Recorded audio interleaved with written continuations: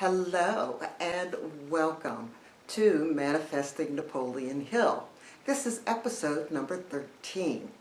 In episode 12, I talked about the 12 traits of a leader as brought out by Napoleon Hill.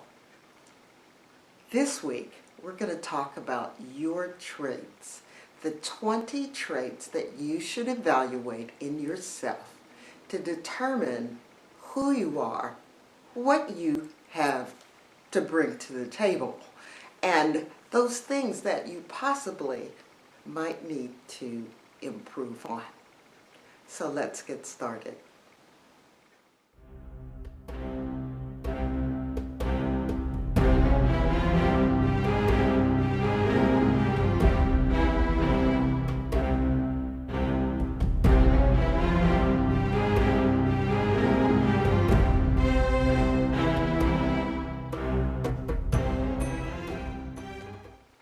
So Napoleon Hill, in his book, Think and Grow Rich, had a chapter 7.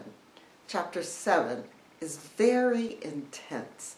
It has a lot of things that you should consider.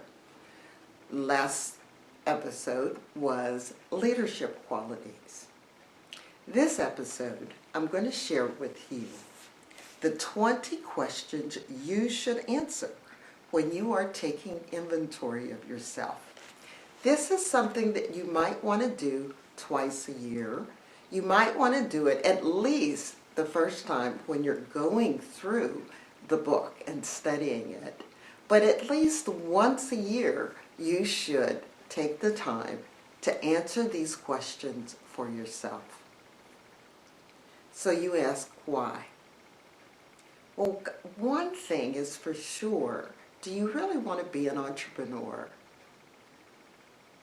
Do you really have what it takes to become the person that you want to be? Are you lacking some skills that would be beneficial to you? Do you have, and then the other piece, of course, I've gone to the negative side, but on the positive side, you're going to find the things that you are fantastic at. The things that are helping you move forward. Now, this isn't just for creating your business, but this is in your family life. This is if you're working for an organization and you want to move up. There's lots of ways that you can use this book, Think and Grow Rich, and especially Chapter 7. When I am doing the Think and Grow Rich Masterclass, we take a couple of weeks on this chapter because I want people to actually understand and to apply. Well, I want them to apply everything that we learn, but I want them to really take the time and do an assessment. So my students, they get through and they'll go, I didn't realize this, or oh, I need to work on this. Can I get some training here? So there are things that you can do and accomplish or find out about yourself when you do these questions. So let's take a look at the questions.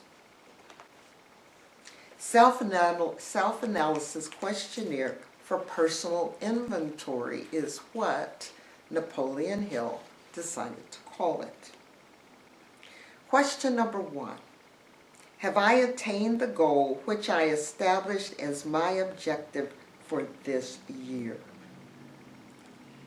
Well, if you were just starting this and you haven't set an objective goal, you haven't done something to say, well, by the end of the year, I'm going to do this, or within 6 months, I'm going to do this. And he's talking about the objective for this year.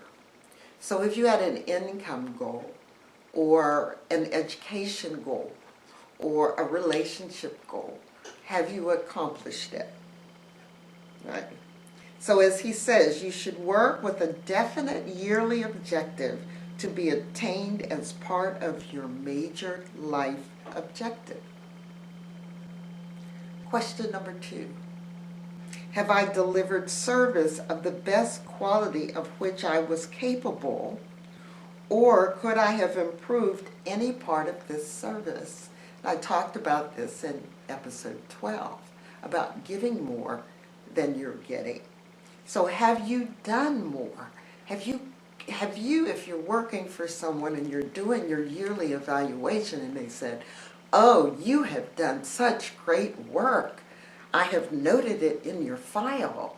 Have you gotten that? Or have you gotten, well, you did what you were supposed to do this year. You've checked off all those things that you were set to do for the year, and we're good, right? And if they're giving raises, you got that kind of raise. You didn't get a bonus. You're happy that you still have your job. You're just existing. Do you really want to do that?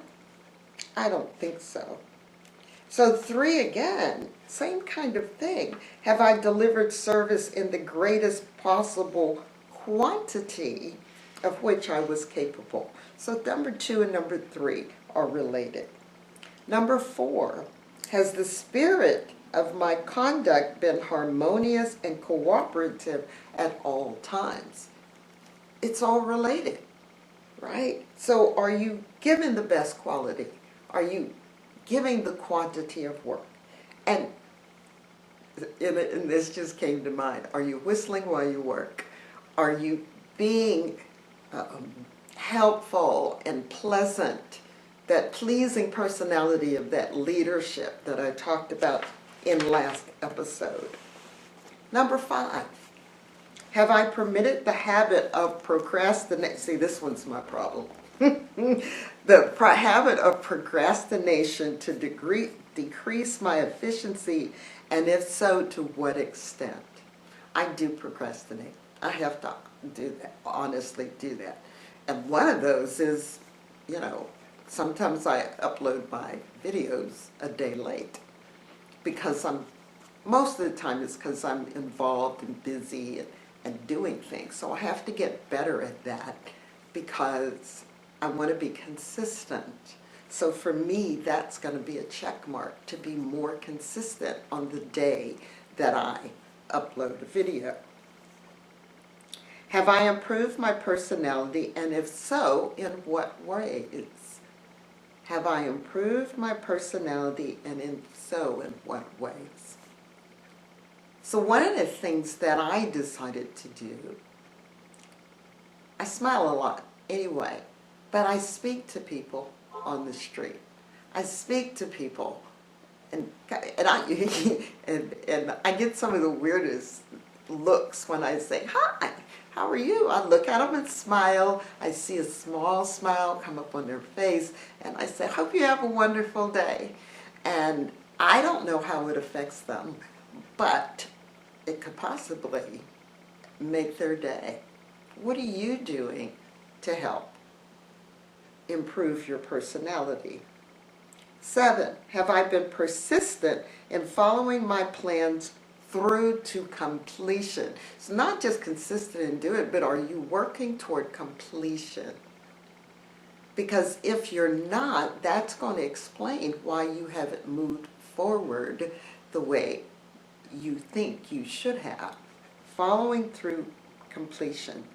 Number 8, have I reached decisions promptly and definitely on all occasions? Again, this is one of those attributes of a leader. Making decisions, and making decisions with the right information, but fairly quickly, promptly, and definitely. 9, have I permitted anyone or more of the 6 basic spheres to decrease my efficiency? Now, in my podcast, I've talked about the fears, and I believe in one of the episodes I've touched on the fears, but I will be definitely doing Manifesting Napoleon Hill on the fears. Fear of loss is one of them. Fear of loss of love is another one. So we'll just talk about those later. 10, have I been either cautious or under cautious? So have I going back to the decisions, have I just, well, if I did this, what would happen? If I say this, what will happen? I've had that when I'm trying to make a decision on what my podcast is going to be about. I don't have guests at this moment, so I'm thinking about and talking about and figuring out, what should I talk about this week? Do I want to be controversial, or do I want to stay under cautious, right? So figuring out in your business or what you want to attain, where are you? Are you just right in your caution, or are you just paralyzed in fear that this decision, whichever way you go, over or under, is going to cause you an issue? If you never do it, it'll never happen. If you never ask, the answer is always no. 11, has my relationship with my associates in work been pleasant or unpleasant? And if it's been unpleasant, has the fault been partly or wholly mine?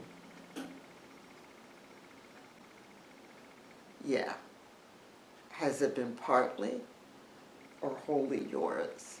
Leadership, accepting responsibility. So that's one of the traits of leadership, accepting responsibility. So what is it that you're doing to make your relationships work?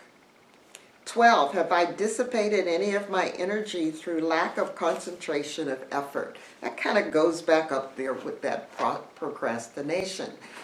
And also on going through and being persistent. So what is that concentration? Are you heads down and working on things? Or are you, oh, I got to get up and do this, man, let me make this phone call, and I'm not talking about getting on Facebook or, going through YouTube. I can get on YouTube and next thing I know, an hour or so has passed. I've got, I got to pay attention. If I'm going to YouTube, it's for specific things. Same thing for you, like you listening to this video. Have I been open-minded and tolerant in connection with all subjects? Open-minded and tolerant. Sometimes we find out that things that we believe or thought we believed or things that we were taught are not true, or they don't work exactly the way we said. So we might be closed-minded. We might go, no, that can't be true. No, that can't be so.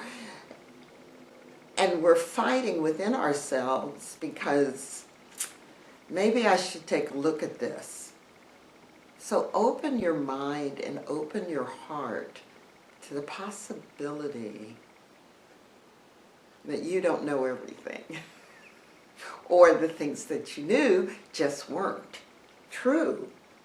Or open-minded enough. It's like when I'm really passionate about changing health and being healthy and the foods you eat, and let food be your medicine. And I can talk on that subject for hours.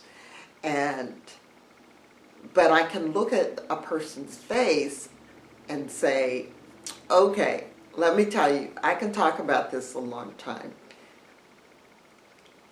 Tell me what has piqued your interest. What is it that you'd like to know? And I'll tell you that small piece. And then I'm going to leave you to do your own research.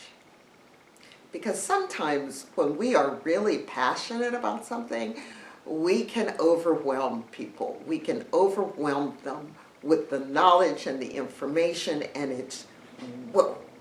It's like me saying, you got to cut out your carbs. And it's like, oh, but I like bread, and I like potato, and I like pasta, and I go, yeah, me too. You don't have to cut them out all the way, but you got to cut them down quite a bit. And like I said, that's a whole nother subject that I can talk hours on. Let's see what's next. 14, in what way have I improved my ability to render service? So that goes back to over here with questions 2, 3, and 4 dealing with quality, quantity, and harmoniousness of rendering your service. So my question to you is, have you done any additional reading? Have you taken any classes? Have you checked out, the college to see if they've got any open classes you can take, or the community college, or online classes? Are you feeding your mind? Are you feeding your brain so that you can talk to people?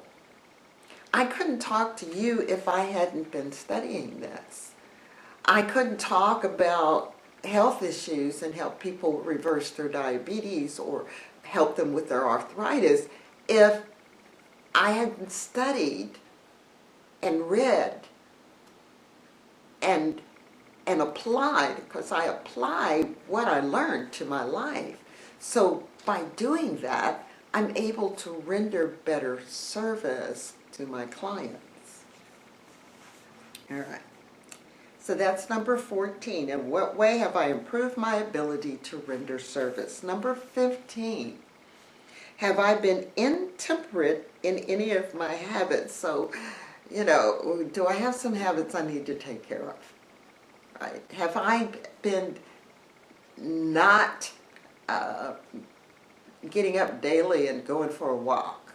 Or right now I'm dressed because I'm going out and work in the yard when I leave here. It's fall. I've got things. I've got some purple kale to plant.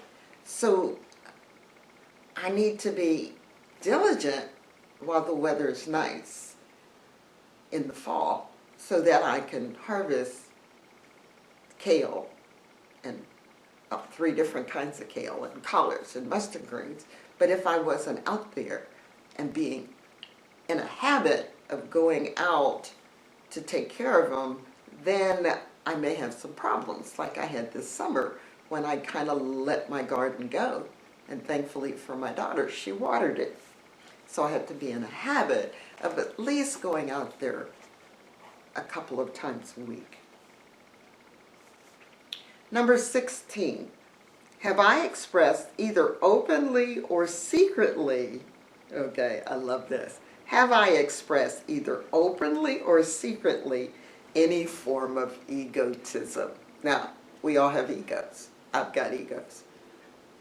And yeah, there are times when I feel I know something more than somebody else, and and I feel, yeah, because they didn't study it.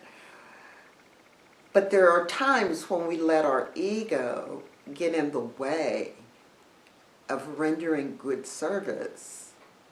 Sometimes we let our ego get in the way of helping others. So we need to do the things that are necessary that helps us move our ego out of the way. Now, somebody called ego edging God out. It's putting yourself first, I want to say, or putting yourself as though you are a god in your own eyes. That's the way I look at it. Number 17. Has my conduct toward my associates been such that it has induced them to respect me? So that goes back up to the top again. Has my relationship with my associates in work been pleasant or unpleasant? Have I been open-minded and tolerant? So the questions that came before will help you answer this question. So, do they respect you, or do they fear you? Do they just tolerate you? How do they deal, especially with you? 18. Have my opinions and decisions been based upon guesswork or accuracy of analysis and thought? Hopefully it's based on accuracy of analysis and thought. Had someone recently yell at me, and I say yell at me because they wrote in all caps, and they said, "Get the facts." Well, unfortunately, I had the facts, and I was stating the facts, but they were in their own paradigm, and they didn't have all the facts. And what it caused me to do was back away. I do not argue with people. I know you have met people who were so solid and so sure in their beliefs that they chose not to hear you. It goes back up above when I talked about the fact that your belief stops you from making a change. So I want you to know that you can stand on solid ground when you have accuracy of a knowledge analysis and good thought, and it's based on facts, not fiction. It's based on facts and not opinion. It's based on fact and not a hypothesis. You stand on solid ground when you do that. And if you can do that on a regular basis, then you can let your feelings and your opinion, now you can express it. Well, my opinion is based on the facts. My hypothesis is based on these facts or these experiments, or this is what I did. I like to think about when I was figuring out bread recipes and why this one went flat and this one was raised and this one was light and this one went hard on the second day, and experimentation till I finally have a really great bread recipe. Gotta watch my cooking videos. Anyway, so accuracy of analysis and thought. 19. Have I followed the habit of budgeting my time, my expenses, my income, and have I been conservative in these budgets? Budgeting my time, my expenses, and my income. So, are you living above your means? Are you charging a whole bunch of stuff and then not paying it off? Are you buying things that you really don't need, you just want them? Or are you buying things or doing things because your friends are all doing it, you're experiencing peer pressure? Or are you just living from paycheck to paycheck? And I always say, and I've talked about this in a previous Napoleon Hill Tuesday, there are times when we're spending money on things that we really don't need, or we can substitute something less expensive. And my favorite one I harp on is Starbucks. Actually, there's even a place here called Scooters, who is less expensive than Starbucks, and I still don't do them. Every now and then, going in to work, I'll have my coffee that I've already made here at home, and I've finished it, but I want some more, and I'll get coffee. And thankfully there I get a discount, a 10% discount.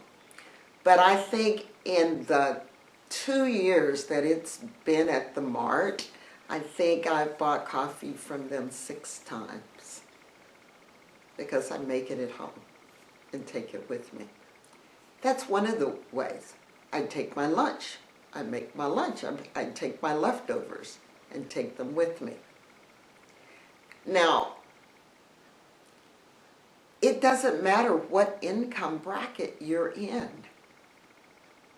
You could be making 6 figures or 7, but you still look at things in a way that you can budget your life and you budget your time. Are you wasting your time doing things unnecessary? You know, I can spend my time working in the garden, making in the yard, making my yard look good. I can spend my time editing videos so I can bring you some additional videos. I've got lots of video footage of cooking and gardening and going to Nashville and doing some other things. So I can spend my time doing that. How do you want to spend your time? You want to budget time with your friends and family? You've got work time, you've got play time, you've got sleep time. So what are you doing? Budgeting my time, my expenses, and my income. And have I been conservative in these budgets? Mr. Hill talked about the fact of savings, because if something comes up that you want to purchase or invest in, you could go to your savings and access it. If you have a repair, you could go to your savings and access it. There's another video that talks about that. How much time have I devoted to unprofitable effort which I might have used to better advantage? Well, I kind of talked about that in 19. This is 20. So look at the things you're wasting your time on. And is it profitable to you, or is it just thing? Now, I'm not talking about things that are pleasurable to you in the sense that it's creative and it allows you to have your downtime and it allows you to de-stress. That's not what I'm talking about. What I'm talking about is going out and doing efforts supposedly in your business that you keep doing, but it's not bringing you business back. Or you're doing it and it's not getting you that promotion you need. Those are the kinds of things that we're discussing here. 21, how may I rebudget my time and change my habits so I will be more efficient during the coming year? So that's related to the previous one. Starting with 19, budgeting your time. Is it unprofitable? Now I need to rebudget. 22, have I been guilty of any conduct which was not approved by my conscience? Now, unfortunately, I know there are people out here who have no conscience. Nothing affects them. They could hurt someone, and it wouldn't bother them. They could destroy someone, and it wouldn't bother them. They can go and destroy someone's property, and it doesn't bother them. I'm not talking to you. I'm talking to those of you who, if you do something and it feels wrong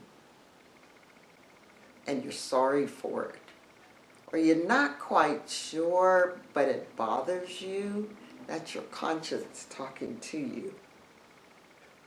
So what have you done, and how can you, and he doesn't say this here, I say it, how can you rectify that? How can you make it right? 23, in what ways have I rendered more service and better service than I was paid to render? So that goes back to the very first questions 2, 3, and 4, right? What have you done? And write it down, because you may want to do more of it. You may want to change how you do it, but you want to be able to say, I did this. I gave more than what was required. 24, have I been unfair to anyone, and if so, in what way? That goes back to the guilty conduct and your conscience. 25, if I had been the purchaser, it's a good one. If I had been the purchaser of my own services for the year, would I have been satisfied with my purchase? So if I was purchasing my own services, and I look back on my clients and what I've done for them, am I satisfied? Would I be satisfied with the service that I rendered? You need to be able to answer yes without a doubt. The answer needs to be yes. If the answer is not yes, then you need to think about how you can make it yes and how you can render better service to your clients. If you're a car mechanic, you know, well, what can I do? So do you return the car with your grease marks on the hood, or it's all dusty from being in the garage? All right, rinse it off, wipe it down, you know, fill the fluids up, right? It's built into your price somewhere, filling up the fluids. I mean, one of the reasons I go to Walmart to get my oil changed, because they fill up the windshield washer fluid for me. They top off the transmission fluid. I don't have to worry about my fluid levels. So what can you do? Are you a chiropractor? What little extra thing can you do? Oh, at the very end, you might say, you know, let me do this for you. You know, I think this would be a little bit. And I don't know what the adjustment is, but my chiropractor, every now and then, she'll go, wait a minute, hold on, let's check your foot, right? Or let me do something on your fingers or your hands. I'm getting my neck and my back adjusted. I wasn't thinking about my hands, but she said, oh, okay, I got that in the thing. That's rendering just a little bit more service. Okay? Number 26, am I in the right vocation? If not, why not? So you've answered all 25 of these questions, and if you're getting negative, you want to say, am I doing the right thing? And I ask that question all the time because I love doing so many different things. You know, I love my gardening, I love cooking, I love quilting, I love painting. I love doing a lot of things, but I also love helping people be better and change their lives. And I love teaching. So that's why I'm here. 27. Has the purchaser of my services been satisfied with the service I have rendered? And if not, why not? Have you asked them? Have you asked that person? Have you asked the people to give you an evaluation? Have you asked them when you finish the work? Are you pleased, or are you afraid to hear the answer? You shouldn't be afraid to hear the answer. You should be hearing, oh, I'm so happy, I'm so pleased, I'm glad you did this, and on and on. I'm pleased with the service.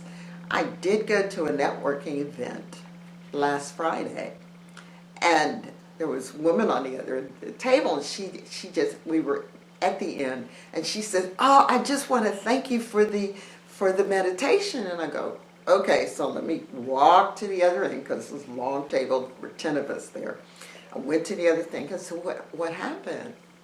Well, she had taken my Slam Your Exam course because she was having a hard time passing her exam to get her certification. Well, she said, I pulled out your audio and I did it again for a week. I said, yeah. She said, and I passed my exam. I got a 94. How do you think that made me feel? I know she was happy. We did high fives with one another, and I was just happy and pleased, and so was she.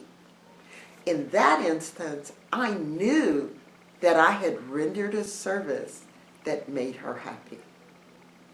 What have you done, or who have you asked when you're rendering service? If you're mowing lawns and that, have you ever asked the person, okay, are you pleased with the way I mowed your lawn? Is there something that I'm missing that you want done? You know, ask for a referral. Ask for a testimonial, and that's what I asked her for. I said, would you give me a testimonial? She said, would you like me to email it, write it out and email it to you? I said, I'd love for you to do that. So now I'm going to have a testimonial. So when I answer this, I have at least one. I have a client coming in tomorrow, and we're going to have a conversation. And at the end of each session, I ask her, have we covered everything you wanted to cover? And she says yes. And she reinforces each time that I am really helping her. So what are you doing? And are you getting the feedback that you need? And 28, what is my present rating on the fundamental principles of success? Make this rating fairly and frankly and have it checked by someone who is courageous enough to do it accurately. So you need somebody that'll be brutally honest with you. If you've answered these questions, how will you do that? So I've gone through these 28 questions with you. So hopefully you will go to chapter 7 of Napoleon Hill's Think and Grow Rich and look for that. And it's got the heading, Take Inventory of Yourself, 28 questions you should answer. And it really is after the 30 major causes of failure, which I may go through next time. This is Beverly Fells Jones, the Silver Fox of Consciousness. And I would love it very much if you would take the time to give me a thumbs up if you really like this. If you're new to the channel, I'd appreciate it if you would subscribe. Share this video with your friends who are looking for self-development improvement. I would love for you to be able to share this with them. So take care, and I'll see you in the next video.